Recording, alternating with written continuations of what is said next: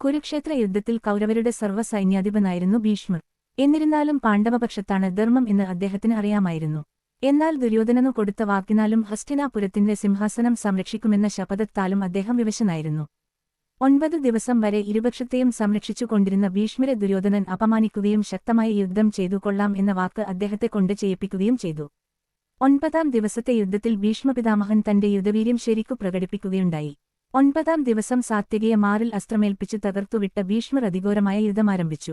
അദ്ദേഹം ശത്രുക്കളെ ചുടുന്ന വിധത്തിൽ പോർക്കളത്തിൽ ചുറ്റിനടന്നു. പാണ്ഡവപ്പടയിൽ അത്യധികം നാശമുണ്ടായപ്പോൾ കൃഷ്ണന്റെ നിർദ്ദേശപ്രകാരം അർജുനൻ ഭീഷ്മരോടേറ്റുമുട്ടി.